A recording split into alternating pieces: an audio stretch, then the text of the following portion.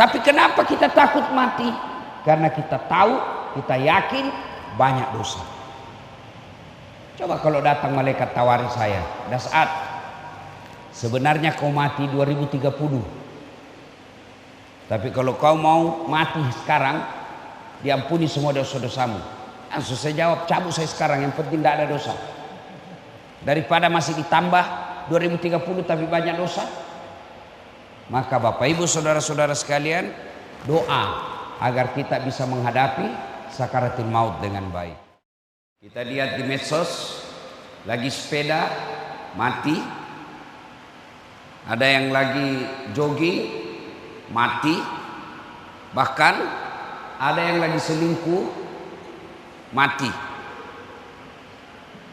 Itulah makna dari ayat ya ayyuhalladzina amanu taqullaha haqqa tuqatih wa la tamutunna illa wa antum muslimun. Jangan kamu mati kecuali matimu dalam keadaan beragama Islam. Nah, bagaimana agar kita bisa mati dalam keadaan beragama Islam? Ini yang ingin saya sampaikan. Sebab banyak di antara kita sudah tua. Orang Bugis bilang matoa nih kajili-jili mopi. Sudah tua tapi tidak sadar-sadar. Selalu dimakan oleh hayalan, masih lama kau mati. Padahal tidak ada orang janji, masih lama dia mati.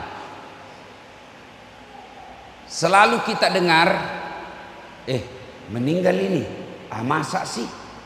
Saya masih ketemu minggu lalu. Ya kan sering kita rakas gitu. Meninggal ini, masa sih? Masih ada di WhatsApp kemarin.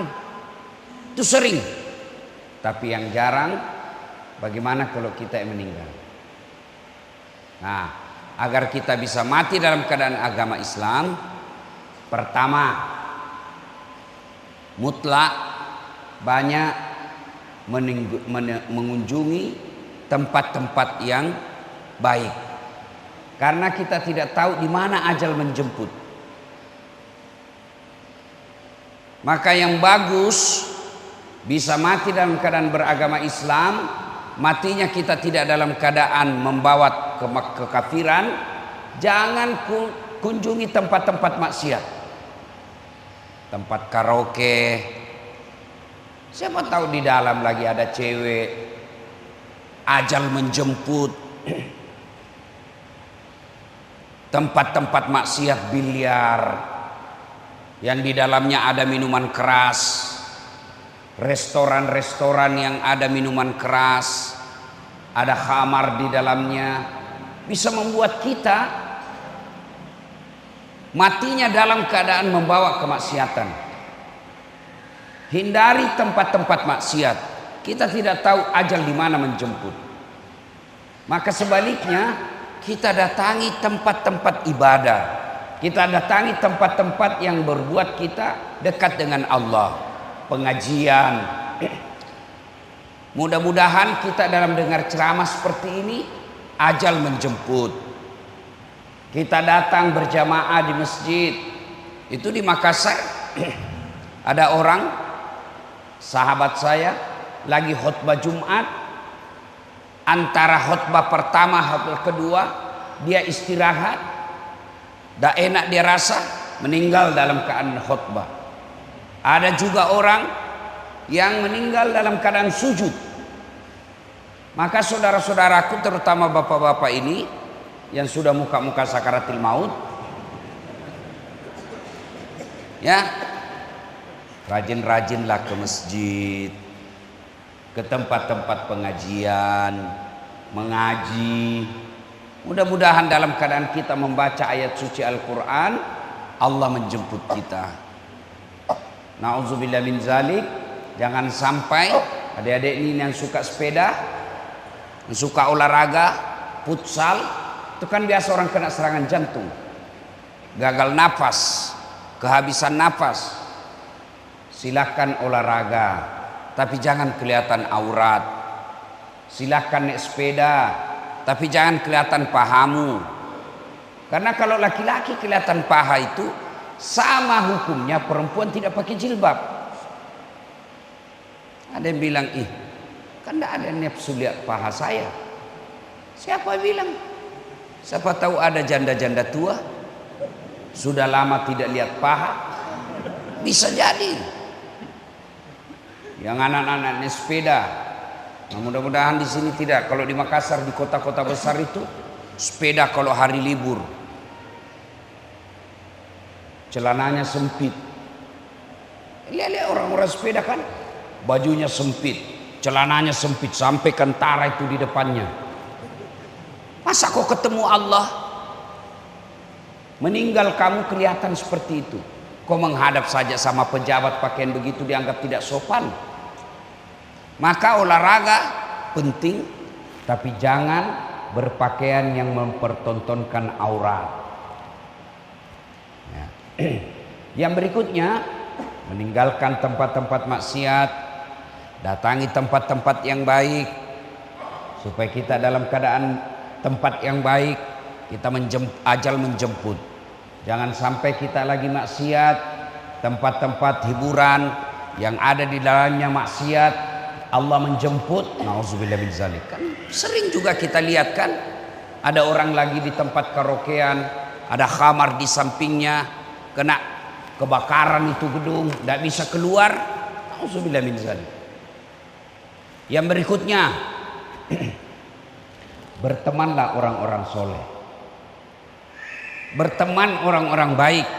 Karena kalau bapak ibu berteman orang baik, biasanya yang dikunjungi tempat-tempat baik. Saya jalan sama bapak, datang ke Tual ini, tidak mungkin lagi siang-siang, di mana tempat karaoke yang bagus? Pasti dia bilang orang, ustaz apa itu? Ustaz kajili-jili. Ya kan? Orang kalau teman dengan baik, Nabi memberikan ilustrasi. Nah, ibu bapak, saudara-saudara sekalian, tadi supaya bisanya kita wafatnya dalam keadaan membawa keagamaan, dalam keadaan husnul khotimah, ya, datanglah tempat-tempat yang baik, hindari tempat-tempat maksiat. Yang kedua, berteman dengan orang-orang soleh. Nabi memberikan perumpamaan. Kalau bapak berteman dengan penjual parfum, kalau kau tidak dia kasih parfumnya, kau dapat bau harum. Iya toh? Iya pak? Sebaliknya, kalau bapak berteman dengan pandai besi, tukang las, kalau kau tidak dapat apinya, kau dapat panasnya. Iya kan? Maka berteman orang-orang soleh. Dan sampai di akhirat, itu kalau kita teman orang soleh, nanti ada gunanya di akhirat. Ketika saya mau masuk surga, saya cari teman saya. Oh, mana Haji Idris? Misalnya kontraktor. Dia bilang malaikat, masih sibuk dia, masih banyak pertanyaannya di akhirat. Masih banyak pertanyaannya.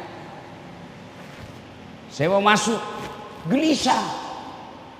Allah berkata, kenapa kau gelisah? Saya cari itu temanku, gara-gara dia saya bisa sampai dakwah di Tual. Gara-gara dia saya bisa dakwah di Jakarta. Gara-gara dia saya bisa ke Malaysia. Saya bisa dapat amal dakwah gara-gara itu yang selalu undang saya. Lalu Allah katakan, kalau begitu ambil itu temanmu yang masih banyak masalahnya di neraka, ambil, bawa dia masuk ke dalam surga. Itulah sebabnya pak, kalau bapak punya teman baik, genggam tangannya, dia akan mengajakmu ke masuk ke dalam surga. Cuma kita lebih senang bersahabat sama pejabat. Pejabat datang ke rumah kita muliakan, kita cium tangannya, padahal baru saja tanda tangan korupsi.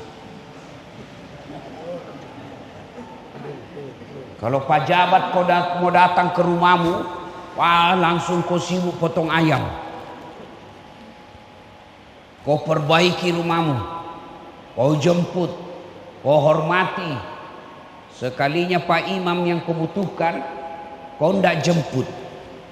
Kau kirim ojek, motor tua, tak gantung-gantung kakinya. Sampai di rumahmu kau tidak hargai. 1 jam dia barasanji, busa-busa kalepaknya kepanasan. Sallallahu ala Muhammad sallallahu. Begitu mau pulang kau kasih uang 50.000 kau kusut-kusut. Padahal dia datang doakan kamu. Itu pejabat datang dia tipu kamu. Maka kata Nabi, bertemanlah orang-orang yang soleh. Ada 7 golongan orang di padang mahsyar nanti dapat perlindungan dari Allah, di mana pada saat itu tidak ada lagi perlindungan kecuali datangnya dari Allah.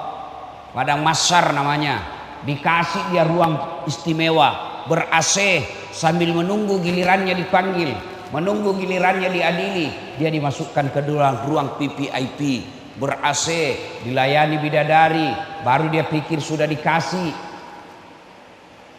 7 di antaranya. 1 di antara 7 golongan itu, mereka yang bertemu dan berpisah karena Allah, bersahabat karena Allah.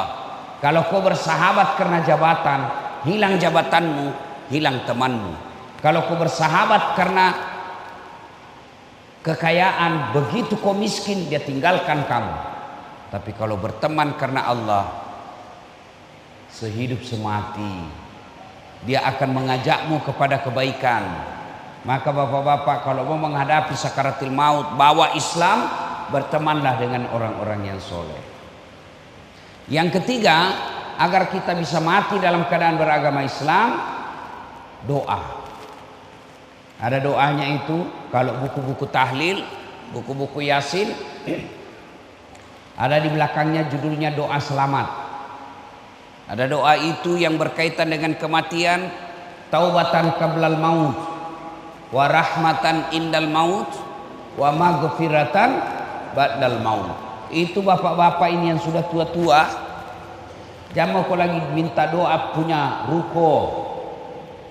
Tidak penting lagi kau berdoa supaya bisa tambah lagi mobil.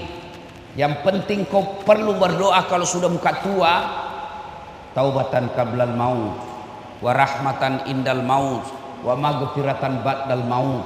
Allahumma hawwin alaina fi sakaratil maut. Itu yang kita doa.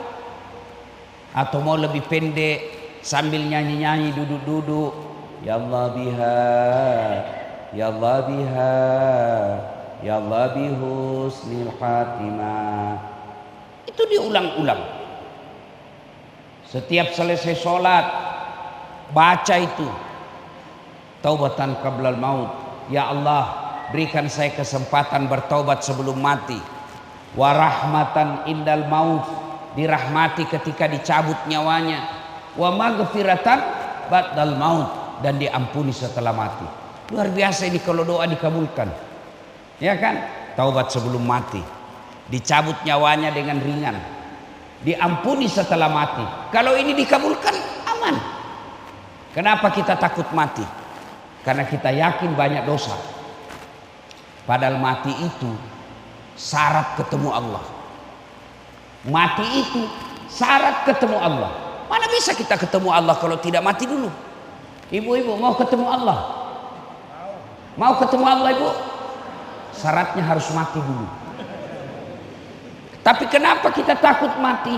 Karena kita tahu, kita yakin banyak dosa.